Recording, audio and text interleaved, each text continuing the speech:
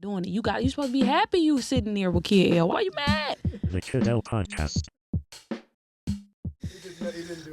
Rocking and rolling, man. Lil Easy's in the building. How you doing today, man? I'm good, bro. How about you, bro? You came from across the country, man. You know what I'm saying? To be in Detroit. Yeah, I have. I've been doing some traveling. Yeah, for sure. I caught you at Hash Bash, man. You did a performance. Yeah. You were just laying in the cut, man, having a good time. How often do you fly back and forth between Detroit and LA?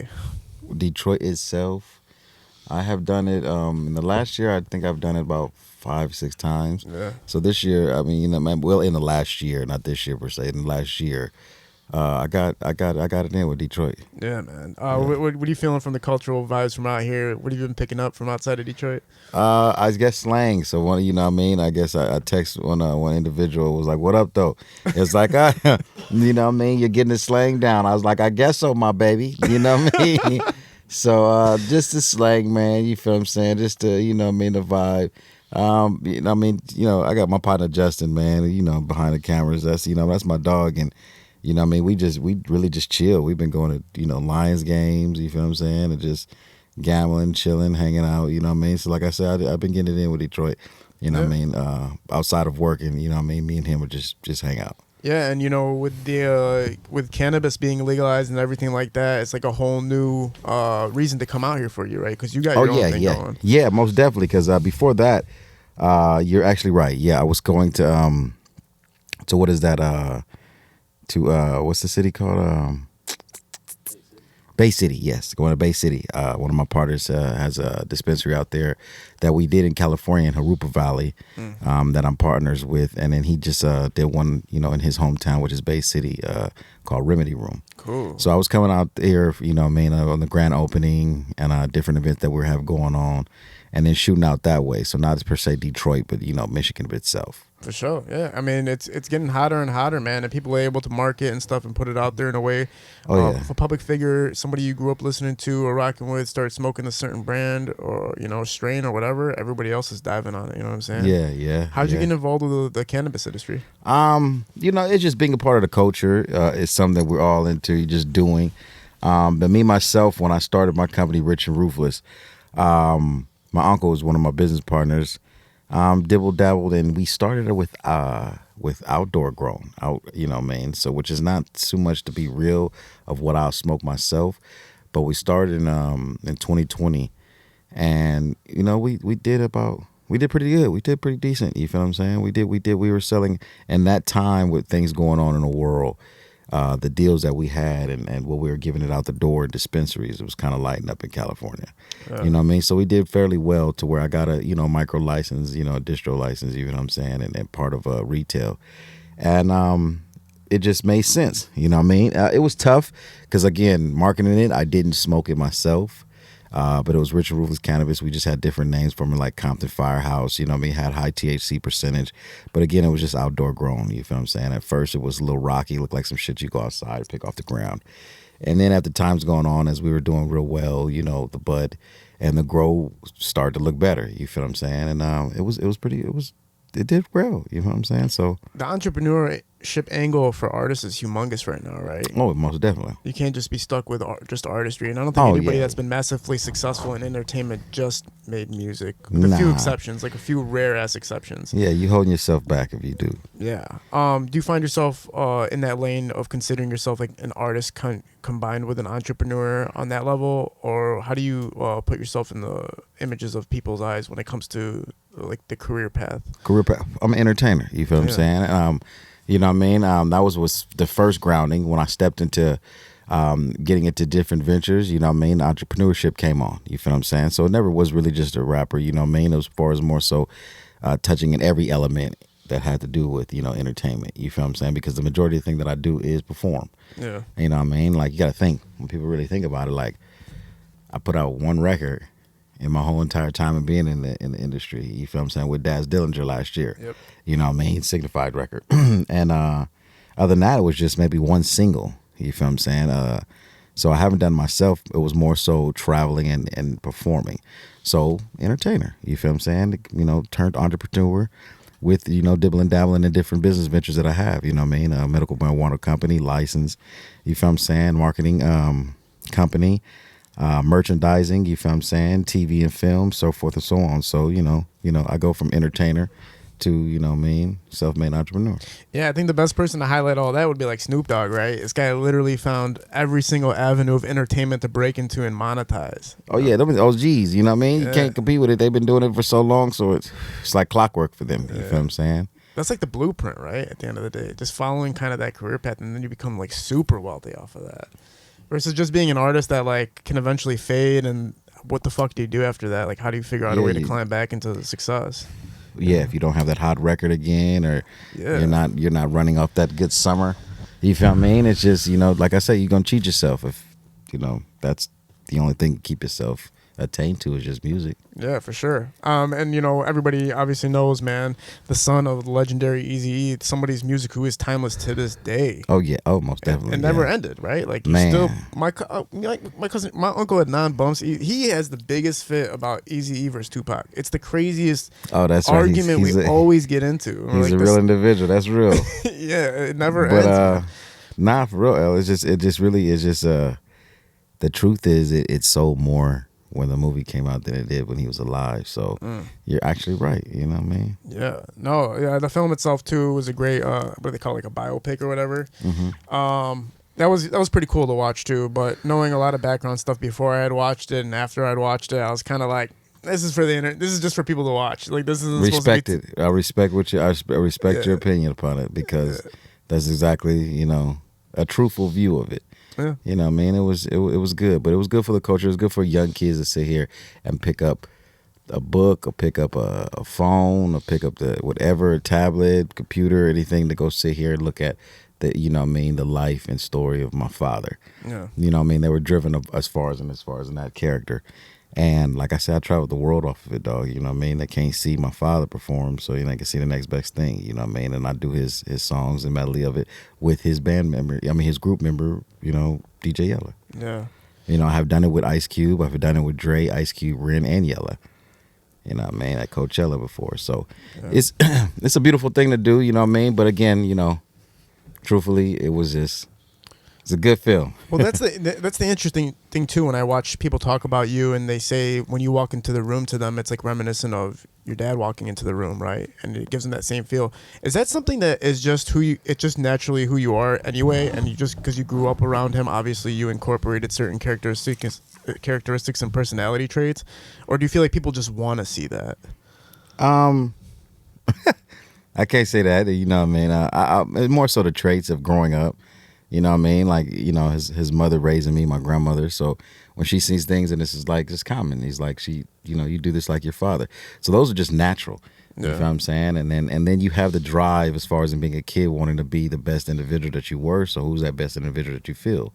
My father. You know what I mean? Who didn't do it best in the career mode that, that I'm following in now. Sure. Who didn't do it best in the streets, if we're going to say hustling. Who didn't do it best in the streets if it was, fashion, anything. Like, he had it all. Yeah. So therefore, you only strive to want to be, if you got a great father, like your father, you feel what I'm saying? That's just natural. You feel me? Anything anybody else takes different from it is just stupidity, because it's only my, DNA, only my genetics. We all pick up stuff from our parents that we don't even realize till like way down the line. Like, if you like it or don't. If you look like it, if you don't look like it. If you didn't want to look like him, if a girl who don't want to look like her father, oh well. So it's just, most of them is just natural, dog. You feel what I'm saying? And the other one is just, determination to want to sit here and be something great. And that was great to me. But that's the crazy part, and I know it's a touchy subject, but even with the film, because I was a fan of the film, I actually watched it back 3 times, and like it kind of didn't make sense to me that you weren't in that film, because obviously O'Shea is in it, you know what I'm saying, Ice Cube's son's in it, you're not representing the other side of the role, which didn't ever make any sense to me, but it shows you what Hollywood has to do to make Hollywood, right? Oh, real talk. So, do you ever like think about that, or have you like just looked past any of that? Like, how does your mind interpret not being a part of that film? I looked past it a long time ago. You know what I mean? Like, individuals don't know. I seen, and he's a friend of mine. He called me not too long ago, and I kind of mentored him, which is, Jason Mitchell, when he first came to California. Man, that's my dog. But I did see an interview where, Vlad tried to poking Nick at him, to saying, hey, was I upset about something? And I'm like, well, somebody sent me this shit. I'm like, this shit's so, I'm like, no, I never would. I give a fuck about, not, doing that. Why? Because people don't know that I had a behind the scenes conversation with F. Gary Gray and Dr. Dre at a Nipsey may he rest in peace, and Kendrick Lamar show at the Novo. And when I sat down with them, because mind you, I auditioned for it twice, maybe 2 or 3 times, and they went down the line of specifics of what they felt as I was going through the auditions.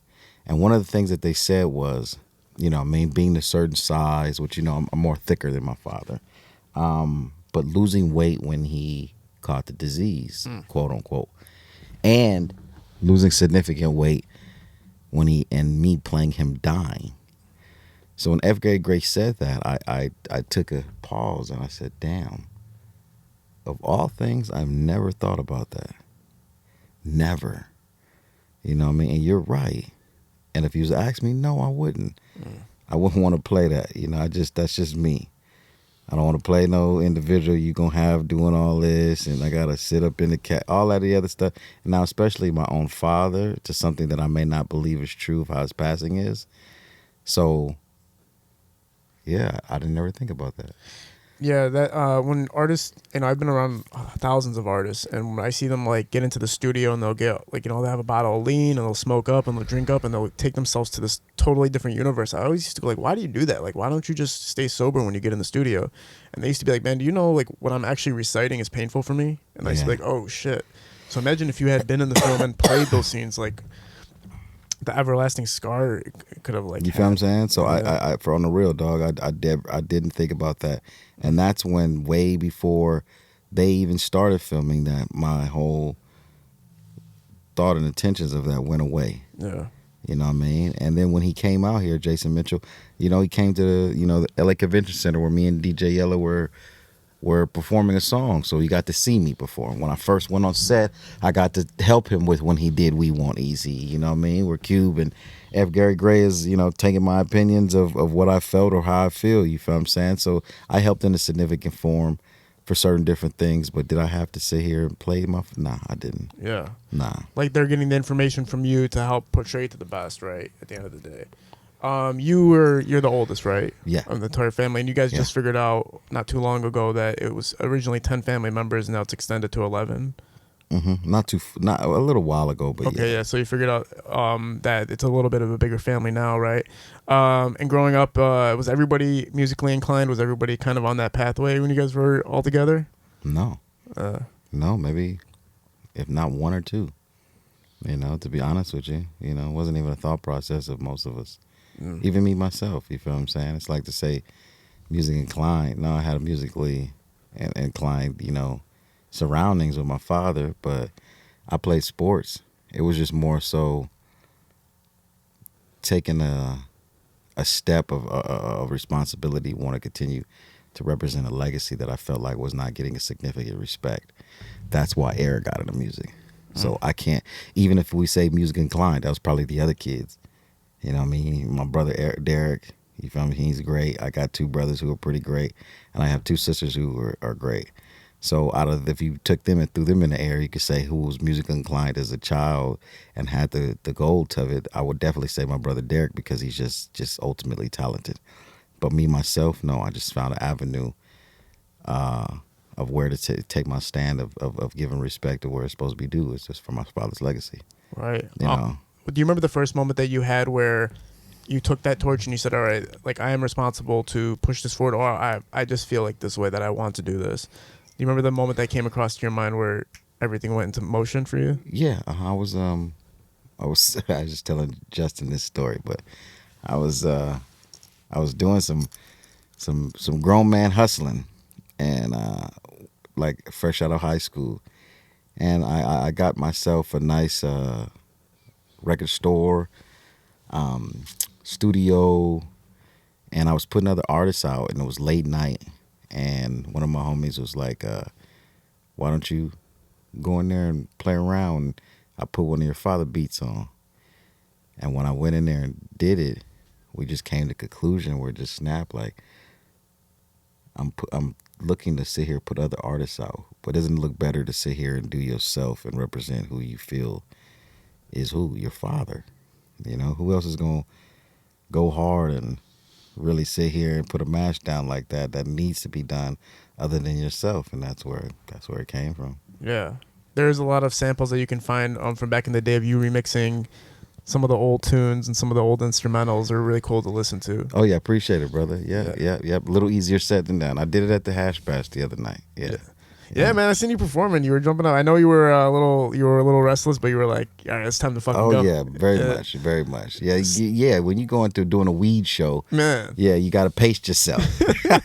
You sit here and think that you're gonna be sitting here indulging in all the festivities before you got to do the work. Your ass gonna be stuck. I know. I respected it about you too, because you're like, I'm not about to smoke and just go on. Like I remember you saying that. You're like, I have discipline to like my routine of performing and shit like that. Yeah. Got to take it serious. Yeah, there's like I was reading a book about artists and their beforehand, like what they do before they perform. Like Eminem's was like super, like simple. Like it was like a peanut butter and jelly sandwich. Wow. Would be his routine before, like an hour before performing, just because he knew it would burn off the calories and the energy that he required for him to perform without feeling too filled up. You know what I'm saying? That's real. Is that the only thing that you do though? Is like you just stay away from shit, or do you actually get involved in something before you get on stage? Nah, I actually just stay away. I don't eat. You feel what I'm saying? So that's a good one. You know, I actually gave me some nice little knowledge because I don't. You know what I mean? So I do it all, and then I'm sweating severely. So I do it all off of empty stomach. Depending on the time of the day it is. Now, if it's late at night, I done ate throughout the day. You feel what I'm saying? But if it's a day show, you know, I usually do not want to try to eat. But other than that, nah. This time during the Hash Bash, there was just a lot going on. Yeah. Edibles, you know what I mean? Passing me this, passing me that the day before. So I was like, I can't do that today. You feel what I'm saying? So I get high afterwards. Other than that, you know, you just kind of just stay cool, want to stay hydrated. Get into your quiet space. That's just so you can have your one-on-one time. That's what I do personally that we're asking. Yeah. And get ready just to sit here and give a good performance. You feel what I'm saying? Because you care about, you know what I mean, the outcome of it too. You know, I'm not one of those. You know, that's the difference of me. You know what I mean? Like I know my partner was telling me, he knows who he is. It's like, hey, it doesn't matter. You got paid. Like, nah, you know, I want to, you know, I put on a great, you know, a show. That's, you know, I kind of stand by that. You feel what I'm saying? Yeah, under the worst of conditions. Like, think about it. That was probably the biggest hot box in the universe. Oh, my goodness. High as a motherfucker. The alarms were going off and shit. Yeah, and I've been in some bad situations where I took an edible too much before a performance, and it was just not cool. So, yeah, I you know, being too high, yeah. Drinking-wise, nah, I ain't going to drink till we all finish and work's done. Yeah. Smoking is cool, calm, but edibles and all that other shit, like, oh shit. Edibles take you to a different dimension. Yeah, sure. Especially when you're sitting here at a Hash Bash. They got more than edibles. They got the dabs and the rosin and all that. Oh hell, you know. Have you ever taken something that you didn't know what it was and then was like, that was not just my ass? Nah, hell no, not me. I can't do it. Not nothing I don't know. Oh, yeah. Nuh-uh. I've been there, man. I took mushrooms by accident once. Serious? The worst fucking experience of my life, man. Yeah, even see one of my homies know. He know back there. This motherfucker passed me a joint. I double guessed it. Nah, I'm cool. If I don't know, I can't do it. But shrooms, oh yeah, I probably trip the fuck out. I want a microdose. Don't get me wrong. You want to see or be curiosity of you know the situation. It's not like no far out shit to me. You feel what I'm saying? And in the medical marijuana world, they're kind of crossing. So you get the shroom chocolates, the shroom gummies, the shroom lollipops. So you know you want a microdose to kind of see where it's going because it's transitioning to coming and crossing into that lane of other new things in the industry. Yeah, if it gets legalized, psilocybin, like if that shit gets legalized, that'd be nuts, man. Yeah, I think it possibly has a great chance. Yeah, it wouldn't be bad. As far as your visits to Detroit and back and forth, have you been able to click up with any Detroit artists or anything like that? A lot of underground artists, you know what I mean?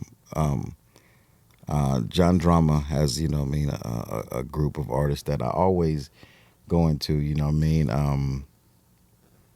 And, it's so many of them. But other than that, yeah, just underground artists. Oh, cool. Yeah, I'm pretty heavy in the underground scene around here, man. That would be I don't know how many people know that you're out here, but yeah, it would have been an easy collaboration to set up between many people around here. Oh yeah, most definitely. You know what I'm saying? Yeah. Talk a little bit about your you have the record company and you're specific in who's a part of it and how people get acquainted with it and everything like that. How did you form How did you form the label, and what was the process for it to make sure that it was like foolproof for you? It was really just a thought and brainstorming of names, and I know probably a lot of people who actually really do follow me can understand that I went through a little obstacle at a point in time with a trademarking situation. So after this obstacle and smoke cleared, I just gave a respect to saying, hey, I wanted to start a label, marketing, promotional, executive company that had respects to what I was doing. So, I always wanted, the dream is to sit here, have Ruthless Records and do this, that, and the other. So I said, hey, give respects to what I came from, but give it just a new, like I say on my songs, just a new school twist. So I came with Rich and Ruthless. So that's my company. You feel what I mean? The artists, a lot of individuals that, kind of came up with me and kind of hustled and grinded with me throughout it. Just from the beginning of my career, and kind of just excelled in different things that they want to do. Some went into, engineering, some went into DJing, and at times, they'll cross over and do their artistry here and there. And so I have just a solid family base of individuals I do, stuff with, but it's Rich and Ruthless. So, and talk about too the reconnect with Bone Thug and Harmony, because that was a group where obviously establishing a lot, and now more than ever I'm seeing even Busy really just really re-emerging and everything like that. Oh yeah, it's 30th anniversary for them coming out, for my father finding them, them putting their first album out. So it's the 30th anniversary, so they're just on the road, excelling, doing what they're doing, getting it out, possibly having a movie to come with. But I'm starting to get back on the road with them. I've started on the road with them in my beginning of my career, and just recircling, like 30th year anniversary. I'm just going to get out there and start representing and performing with them on some of their shows. What I come do is I do my father's melody and the song that my father has with them, For the Love of Money. Man, that's insane. Yeah. What are the crowds like, man? What's the audiences like? Where are you guys most being sought out for? Oh, with Bone, it's just, it's an amazing crowd off top. And that'll be nitpicked. We actually have a show in Worcester, Massachusetts, and this weekend. And then me, myself, I go on the road with DJ Yeller. So we go overseas, out the country. We're going to Australia, and then we're going to Germany. You feel what I mean? And then we come back in the summer, and we do the UK, and we do Bali and Australia again. So over there, it's just, like they don't get to see NWA. They don't get to see my father. So the love is humbling because, you have a sold out, venue, or club. And then I got to go outside and do a whole meet and greet with 15, 16-year-olds because of the fact of they're fans of NWA or my father. And, you don't have Eazy-E. They look at Lil Eazy-E. So I go out there and do meet and greets with them and, have a ball. But, it's humbling overseas because it's like, it's a whole different country. And to see like, hey, I might not sell out in LA, I might not sell out in Detroit here and there, but I go out the country and sell out. You'd be like, whoa. But it's crazy to hear that NWA fans are coming out that young. They're like 16 and shit like that. Yeah, like that's fucking nuts. Seriously, dog. You know what I mean? I did meet and greets outside after the show. Yeah. And it, like I said, it was humbling. I mean, like, whoa. You have individuals when we went to Sweden, Denmark, and in the Netherlands just less than a year ago. It was all ages, so the fathers were bringing their 10-year-old sons to the show. You know what I mean? And I was like, cool. This is his first concert, and his first concert. His dad said his first concert was catching NWA when they went to England years ago, the only time they ever went out the country. And his son's first concert is catching me and DJ Yeller. So I'm like, oh, man, yeah, you couldn't do nothing but, like, appreciate that, dog. You feel what I'm saying? You said Bone Thugs is coming out with possibly with a movie or anything, something like that? Almost definitely. It's actually going to happen?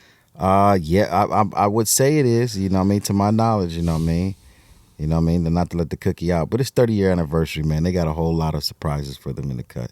Yeah. You know what I mean? So I'm, You get to hear all the underground shit before anybody else gets to hear about the underground. Yeah, I sure do. Yeah. The refurbish of their album, the new cuts that they have. Yes, I do. Yes, Yeah. I do get to hear it. Yes, indeed. As far as people liking to hear the legacy of your father and everything like that, and your memories with him, man. I got to watch a few of your interviews talking about him, and that you did spend a good amount of time with him In life, growing. yeah. Mm-hmm. So it's not like it was just a person that you can't recall. Nah. It was daddy. Yeah.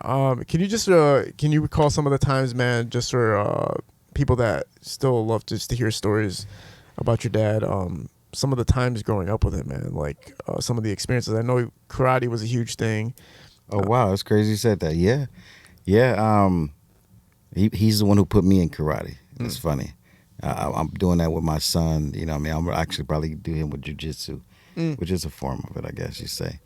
But yeah, I took Hapkido, and my father is the one who introduced me to it. And so when I used to train for my belts, you will always know that he was there because the whole entire class and your sensei get up and look the opposite way. And he surprised me. So, I look back and he's there. I'm like, wow. So, now you got to turn up, man. Now I'm bloodying some noses. You know what I'm saying? I'm socking out kids too much that I don't have to. And then when we finished, he came up to me and he was like, I'm gonna lose some weight and train. And I was like, for what? He's like, when you do your belt again, I'm gonna come and challenge your teacher. And so I was like, what? You know what I mean? I was amazed, but I seen video of my father fight. So I already thought, you know what I mean, like, damn, that'll be something. You know what I mean? My instructor, my teacher, my sensei is a 3rd degree black belt. You feel what I'm saying? But, I've seen my father fight, you know what I mean? But as a kid, you didn't too much know the popularity of your father. It just was daddy, you know what I mean? So it's like, even when we went to Disneyland, it's like you trip out because you're in a line trying to take pictures with Mickey Mouse. You know what I'm saying? And the rest of the Disneyland crew, and they're in a line trying to take pictures with my father. Yeah. So when you see that as a kid, that trip you the fuck out. Like, we over here wanted pictures of Mickey. Mickey want pictures with you. You know what I mean? It's like, hey, your daddy is somebody. You know what I mean? So that's the one thing that you just really imagine because, he was, again, just a father. Yeah, and to have to understand that at a young age must have been kind of wild. Like having to understand what stardom even is in the first place. Like everybody's magnetized towards your area, and you have to just be like, oh, I get it. So now imagine when he passes away. Right. And then imagine now that microscope, you feel what I'm saying, put on us kids. You feel what I mean? And then the way that he supposedly, quote unquote, passed away. Yeah. So it's like, yeah. So people really didn't ever even understand that. And it's funny that you said like that because it's the truth. It was a magnifying glass and the scope of who he was, period. Now he's instantly just all of a sudden dies out of nowhere. Yeah. So then it's like, well, imagine what that put on us as kids. And then you got to live your life like that. So we buried him April 7th, which was yesterday. 29 years ago. And we consider that Eazy-E Day in Compton. So April 23rd, which is my birthday, I turn 11. So now I'm a kid that's going into, teenage, still with this sorrow on me and this highlight, you know what I'm saying, of who he is, what happened and all that. You know what I mean? So, what do you mean like the sorrow though? Sorrow is your father's gone. Yeah. The heartache, the pain. You don't have a father. You got Father's Day, no father. You got birthday, right after you bury him, no father. You got all of that, you know what I mean? Forget all of the Eazy-E stuff, you know what I mean? As kids, this is our father, you know what I mean? So we don't have that no more. And that probably makes some of the depictions more annoying, right? Because of the fact that the media can put out whatever they want and say whatever they want, and people can say whatever they want, and stories, and even a movie can come out and not be a true representation. And it's like you have to live with that, knowing the real stuff, right? Bingo, you hit it on the nose, brother. That's why truth is so important at the end of the day. That's why fabricating things is not cool at the end of the day, no matter what, no matter who's watching it. People would have went to watch the movie regardless if there was fabrications or fucking not. Blank. But you just don't have that one individual that could clarify his story. You know what I mean? You could put the pin nail on his story because he's not here. So right. So yeah, there's a few things that probably wouldn't have been depicted as much in that movie. You know what I mean? But Yeah. to each his own.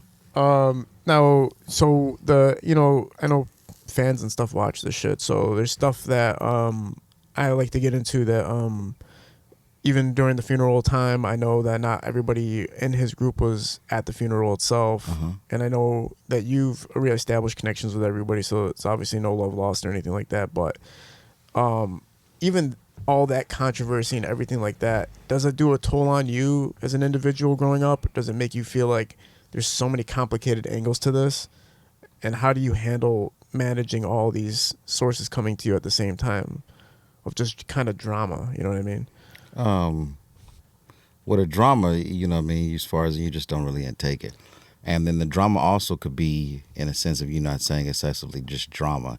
It could just be stories or, fabricated stories, fabricated, tales is what we call it.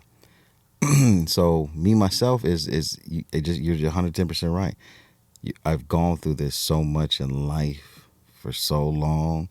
As you become a male and mature enough, you find out the truth in things as you get older. And as you get older, these individuals have this real conversation with you and tell you things. An individual that you truly do trust and know that is giving you truthful stuff, or your uncle, you know what I mean? Somebody that's not going to lie to you, my father's brother. You feel what I'm saying? So once you sit there and you cipher out that and you get those truths, you know what I mean? You just kind of block out all the, the other bullshit from individuals that come. So I've been doing that for a while now. Yeah. You know what I mean? You kind of just block out all of the naysayers of this, or it was like this, or your father was like this, or your father did this. You take them for what they're worth. You know what I mean? A good positive conversation about your father, or you know what I mean, or somebody telling on themselves that, you know what I mean, they're just as shiesty or a snake as they portrayed themselves to be. For sure. So you could take those stories, you could take those times, if they don't think that you know the truth as well, and just kind of cipher it out for how you're going to play that individual who's telling it. Yeah. You know what I mean? Sometimes you got to be quiet in a room and let the dummy run his mouth. Yeah, and then you'll see like small instances if you like watch certain interviews of things that are said that you really go like, man, motherfucker, like really, Yeah. like you put that out right now. That's insane. And I respect that about you, man. I respect that that outlook a lot, because people will go with it just to market themselves. Yeah. You know what I'm saying? To say what somebody else said and it was a lie is almost the same thing as saying that lie publicly. Very much. To defend it. Very right? much. Yeah, man. Now, as far as the strain is concerned and everything, and you getting back into, you being involved in the marijuana industry and everything like that. Yeah. The surprising factor of it becoming illegal, it hasn't become federally legal yet, obviously. Nah, it's leaning, it's getting there. But think about what happens once Amazon and all these motherfuckers hear Be able to ship some weed. an inkling of the fact that it could get federally legal, man. What do you think happens to the world if that happens? Oh, it's going to get crazy. It's going to be crazy. Yeah. Yeah. People will become multi-millionaires if that shit happens. Oh, very much. But also at the same time, who's going to be producing it? That's a conversation a lot of people have. It's crazy because right before you said that, I was just going to say, just to give you my advice, is you better have friends like me. You better have friends that are growers. You feel what I'm saying?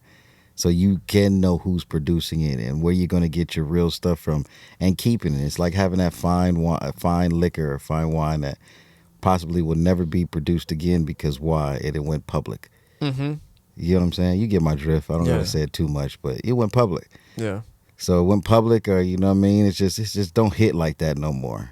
It got popular. Don't hit like that no more. So the real chiefers, you feel what I'm saying? If you're in this business enough to know and be ready for the wave of legality to the federal level, then you better have friends like you should have. Yeah. You know what I mean? Great cultivations, real cultivations. And then know that it's a lane for us, real connoisseurs, you feel what I'm saying? Mm-hmm. Outside of the individuals that's finna sit here and start giving you, packaged up shit at 7-Eleven. Well, that's the whole reason that craft beer became humongous, right? Because it was like small breweries crafting microbrews and all that shit taste that you would never get from the mainstream, Yeah. from the corporations, because it would cost them too much and they just don't have the scientists to develop it like the other guys do. The same thing is going to happen with weed if it becomes federally legal. It's really a herb that can heal so many different levels. So when it goes that way, it's like we're not just worried about consuming it in this form, because to a lot of people, consuming it in this form is not even the proper form to consume it. You know what I mean? Everybody has their say and their non-say about what's the proper way of consuming it. You know what I mean? What's the better way? What's the faster way? What's the more healthier way? What's all this, that, and the other? So you just look at how the world transitions to all kind of different things. Now think of it goes federal, of what they'll sit here and try and do with that plant. You know what I mean? Like we could go to like just like seriously healing. You feel what I'm saying? Like overly, which also becomes into and you know, and ingesting it. So I'm thinking like on edible levels, all kind of levels. But now if you think about it, like they use the plant to sit here and make all kind of different things. So you know what I mean? Like I'm just hypothetically speaking because I'm high now. You know what I mean? But you could go so far as into, you know, like shit. Gucci could make a new shirt using all hemp on this shirt. And like, oh, this is all made with, you know, the plant material. Oh, you know what I mean? Who knows? You feel what I'm saying? I'm just, like I said, I'm hypothetically speaking, but it's going to go beyond just the flower. Right. You know, honestly. It's not going to just be like digestible for its own purpose. It's going to be a lot of things that it can be used for. All the way. I mean, even like CBD, man, those oils and those lotions are fucking crazy. I was like, where was this 10 years ago? Now if you're able to hint your THC into those, you know, topicals and all that and the other stuff, it's just going to get 10 times even better and of what it's going to introduce to, oh, this is the new cure of the world. What? That kind of goes to what psilocybin is in mushrooms too, because they said if it was federally legal, they would be able to do research on it, and they're already figuring out the antidepressant and anti-anxiety and antipsychotic so you're elements going that it has beyond just chewing this motherfucker. and getting high. You'll be going beyond the flower, smoking it. So you get what my drift is. It's just going to go beyond thinking of a strand as this. This shit's going to be the little money. Do you consider yourself a hip hop connoisseur? Do you consider yourself somebody who's like still paying attention to it and all of its relevancy, or have you stepped back a little bit? Damn, I don't know if it's like if it shit is entertaining enough to pay attention to all of it. But I do. It's a fire statement though, for real, because I mean, because now more than ever, people are getting glamorized when they don't obviously. I'm not to be disrespectful. Everybody deserves what they have, but talent-wise, compared to what it used to take to get seen by the whole world, was different. Ridiculous. Yeah, this shit's becoming like the Simpsons. You know what I'm saying? You know, all the way. You know, I mean, I might as well go back to doing what my homie told me to do. I'm going to watch reruns of WWF. You feel what I'm saying? But nah, it has. But do you have the patience to continuously, you know, stay on top of it? You might hear, oh yeah, I know such and such is going through this, and I know this record dropped and this, that, and the other, but who's hot, who's doing numbers, who's doing this, who's this, that, and the other, who dropped last, this, that? Nah, I don't. Because why? There was nothing new that dropped or individual that was coming to drop that will give me enough sense to want to pay attention to it, unless it's like a Future and Kendrick, you want a Metro Boomin situation, like, oh, okay, cool. You know, let me hear that. That's, you know, significant individuals who got great talent that's dropping something together. Cool. Yeah, you pay relevancy to that, but you can't ask me what came out 2 weeks before that. Yeah. You know. So it's like if something's not banging, it's hard for you, because everybody deserves to want to be entertained if they're gonna digest something. Like, you know, pay attention to something, right? Like, I'm not gonna pay attention to something just because it's been released. Yeah. Like when Killer Mike went crazy, or you know, he was winning these awards and everything like that, everybody was kind of like, what the fuck? Like, no, a lot of people were like, who the fuck is even Killer Mike? You know what I'm saying? Yeah. And that's either were you not paying enough attention to the hip hop scene to not know that, or was he placed under that category because he earned it? Like, you know what I'm saying? Stuff like that, winning these types of awards. Yeah, it's just the kids is not. You got to think. I said this to somebody else the other day. It's just the target audience is not us no more. You know what I mean? It's not preluded to us. So when you say something like me hearing you say, bringing up a person like Killer Mike, you know, real music. not every kid that's typically on quote unquote buying, more than me and you. You know what I mean? Really going to spend, really got this thing on their thing, set play using mom and dad's credit card to load up every song that they want that comes with it. You feel what I'm saying? It's not us. It's not our generation. Yeah. You know what I mean? It's a way younger generation. So them, Killer Mike is who? Not no disrespect, but you know what I mean? Great, 110%. You know what I mean? A great individual at that, on top of it, just, an entertainer, a musician, you know what I mean? Is a great individual. But to the younger generation, when you say that, like you say, who is he? They don't know. Yeah. You know what I mean? They don't. But they get awards for having the best selling tape or the best sounding tape or whatever, which is fucking insane. Do you pay attention to it is hard to pay attention to the scene, and that's why I guess like the mini beefs that happen are interesting. Like I know J. Cole had recently came out apologizing for making a diss song, and that actually like bothered me only because of the fact that it's like, how could you do something that you could ever apologize for not too long after? Like that's crazy. That could never be a thing for me. Like I would have to wait at least 10 years later to be like, all right, my bad, bro. Like fuck all that shit. I mean, maybe it's growth, but it questions me the same way it questions you as far as why did you jump off the ledge if you didn't mean it. But then we all make mistakes though, so I can't sit there and don you as being perfect. Like if you feel like, hey, you apologize and you didn't mean to do that, hey, but it's harmless. Keep it going. It is, but it also makes you think like, if you were willing to do something in the first place, like make a diss song about somebody, your mind had to have really calculated that this is the best thing to do right now. And like everything behind me says to do this. Very much. And then to apologize for in the near future, doesn't that say something about you as an artist or you as how you process something in the first place?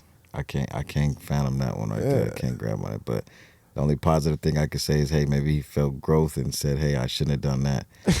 And I'm going to take it on the chin and stand out and apologize. But don't apologize at a show. Apologize on the social platform as well then, if you feel that way. You feel that way? You know how people sit there and say, hey, make your apology as loud as your diss. That's true.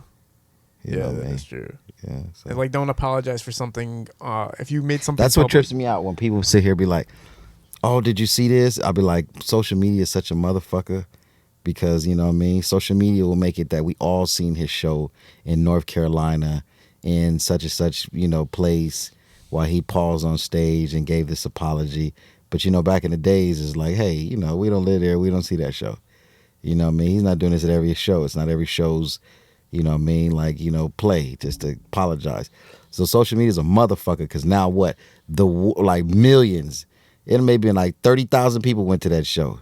But millions of people seen what happened at the show when he wanted to make this apology. Yeah. You feel what I'm saying? So I trip off that shit when I sit there and see it like, you know what I mean? Like, oh, his apology was given. This shit was given at a show me and you wouldn't have had no knowing of. Yeah. If this motherfucker was just really sitting here just doing what he's supposed to do, enjoying the show. Everybody's going to take film and do all that and the other. But honestly, we wouldn't have known nothing of this apology. Yeah. You feel what I'm saying? So how were we going to stand in that apology? Because you did it as one show. Nigga, do that the whole tour. Make that a part of the tour. Matter of fact, do a big old screen and say, hey, I apologize, Kendrick. You feel what I'm saying? At every show. Then you could take that as an apology. I don't take it as an apology because you did it at one of your legs of your 50 shows. But he had to have been smart enough to know people were recording and it would get publicized. It definitely was supposed to, but still, I wouldn't myself take that as that. Yeah, fuck that. I mean, that's why Dave Chappelle created like you have to put your phone in the pouch to watch his comedy shows. You can't even watch a Dave Chappelle show if your phone's out. Yeah, I remember, and you had to put that motherfucker in like a little bag. Yeah, in a pouch. Locked. Yeah. And shit, while your shit is zzz, damn, that's the homie trying to get his tickets. Fuck. Like, what am I supposed to do? But he knew. He was like, bro, there's some shit I only want to say in this motherfucker vicinity that my other motherfuckers aren't going to understand at that time. And you're not going to hold me, or you're not going to see me do this stand-up that I did 15 other shows ago. So, Yeah, that too. There's a lot of different elements. But yeah, it's right. Social media can like take something and magnify it. Yeah, magnify it. Like, what the fuck? That was a show in Khaki, New Jersey somewhere. You feel what I'm saying? And we got breath of it because a person had their phone out and recorded it. It's a scary time for entertainment because of the fact that a lot of people that we grew up admiring or being influenced by have all these new backstories right now. And even like I said, even with this J. Cole thing, it's not like it's a backstory thing, but it's almost like, oh, entertainment can be wishy-washy at any moment. When you go back to what's happening with, you know, one of the most prolific producers in all time and one of the greatest managers of all time in P. Diddy, it's almost like that's another situation where it's like, man, I really was influenced by you, motherfucker. Like, a lot of people were financially just to make a bag off of music, to be a person who could find talent and really magnify that person. Like, those situations are scary too. Like, man, to see them where they end up, you know what I mean? Like, when you see that stuff, when you see people, your family knew these people, your family was around somewhat around that time, or even you got to watch that experience. Like, how does it feel to see people at that level have to endure that?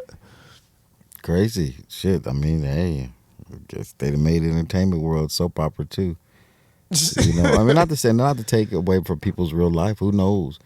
Who knows what truth is what truth to any allegations? You know what I'm saying? But to see individuals go through any situation, be like, whoa. And again, what they do with it, they make a soap opera out of it. Yeah. Back to social media, they make a whole this week, you know what I mean? Such and such, this one, that one. You know, you got to jump over to Atlanta. Young Thug over here, you know what I mean, in this court case. This, that, and the other. They made this motherfucker into a soap opera. You feel what I mean? And you know what I mean? Over people's real lives. Real life situation. Yeah. You know what I mean? Individuals really going through some traumatic stuff. Individuals really going through some lawful stuff that could change their life. And the innocent most things that I think about is the kids that had to sit here and endure it. The real children. You feel what I'm saying? Like, you know, I know individual, you know, young kids, you know, not the ones that could be pulled out and arrested with, the ones that like don't understand this. You know what I mean? And we as a world entertainment company, social media and everything, use it as a soap opera and make it to where it show day to day what's going on. Yeah. What's this? What's that? In today's news, over here. So it's crazy to me. It makes you really down on life. Yeah, for sure. I know you probably don't have all the time in the world to sit around on the Kiddo podcast. Oh, it's all good, brother. I know you got things to do, man. So, is there any projects or anything you want to shout out to anybody before we sign off? Yeah, man. First and foremost, you know what I mean, you can find out everything. We're gonna have official littleeazy.com coming to you, you know what I mean, which is around my birthday. So it's a birthday gift to myself to sit here and highlight things that positive things that I have going on, which has come from merchandise to touring to new series that I'm working on that depicts my father's real life. You know what I mean? It's about himself, Eric Wright. You feel what I mean? So I'm working on that. I'm working on a new EP that'll be out during his birthday this year, September 7th. Titled Yellow Brick Road to Compton, and just consistently working, bro. You know what I mean? Stand on the world, you know what I mean? Trying to represent this legacy, you know, doing what I got to do, you know what I mean? With the project coming out, is how many people are involved in helping you get the information that you need to get everything about your father? Oh, okay. So then we're going to break that down and leave it just a little snippet with it. Everywhere from his mother to his brother to his, you know, real first, you know, personal bodyguards, you know what I mean, to real friends of my father's, you feel what I'm saying? Individuals that work with him. So the, you know, the in-depth stories, you know what I mean? You know, things that you know of him ever since he was a kid before he started, you know what I mean, this career path, you feel what I mean? So that we want to just dig in on who he is as a person.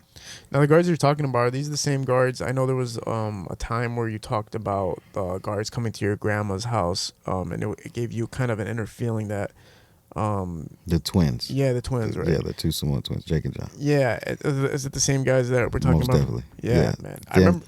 Also, and to let you know, not only them, but Mark Scroggins, Big Mark. Yeah. So when you're telling these things, is this anything revelations or anything even new you figured out, or is this kind of just a reiteration of everything that's already been put out? Like I said, it's just things where you get a certain age and you can have that conversation. You know what I mean? Or it's time to have that conversation. You know what I mean? You're not a kid. You're not a child. You know what I mean? And we just kind of lay it out, you know, of what is what. If I mean, and the truth of things. Cool. What was going on? What was this? What was the thought? You know what I mean? What was the truth of that thought? And so forth and so on, you know. Yeah. For sure. Man, appreciate you doing this, man. I Oh, appreciate you being a part brother. of the podcast. Appreciate you, bro. Look forward to the projects dropping soon, man. Hopefully you fly back out here and then get to catch you perform again. Most definitely. It'll definitely be for a Lions game soon. So, yeah. Yeah, I mean, they're winning now, so good reason to fly out. We're at Parallel Sound Studio. High Low Visuals is shooting these productions. We're out. Peace.